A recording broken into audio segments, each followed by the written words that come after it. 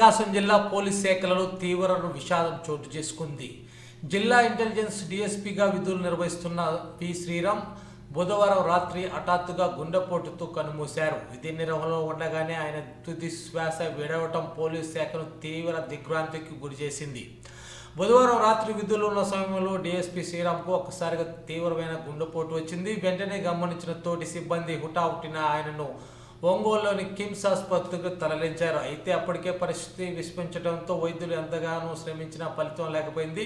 చికిత్స పొందుతూ అర్ధరాత్రి దాటిన తర్వాత ఆయన మృతి చెందినట్లు వైద్యులు ధృవీకరించారు. డీఎస్పీ శ్రీరామ్ పోలీస్ శాఖలో అత్యంత అంకిత భావం గల అధికారిగా పేరు తెచ్చుకున్నారు. డీఎస్పీగా పదోన్నతి పొందక ముందు ఆయన గిద్దలూరు, పొదిలి, కందుకూరు, అద్దంకి, చీరాల ప్రాంతాల్లో సర్కిల్ ఇన్స్పెక్టర్గా పనిచేసి తనదైన ముద్ర వేశారు. ముఖ్యంగా 2019 నుంచి 2021 వరకు పొదిలి సర్కిల్ ఇన్స్పెక్టర్గా ఆయన అందించిన సేవలకు స్థానిక ప్రజలు ఇప్పటికీ గుర్తు చేసుకుంటున్నారు.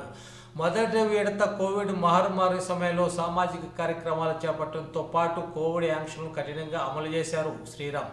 లాక్డౌన్ ఆంక్షల కార్యంగా ఇబ్బందులు పడుతున్న పేద కుటుంబాలను ఆదుకోవడానికి వివిధ స్వచ్ఛంద సంస్థలను సమన్వయం చేసి వారి ద్వారా బాధితులకు సహాయం అందించడంలో కీలక పాత్ర పోషించారు.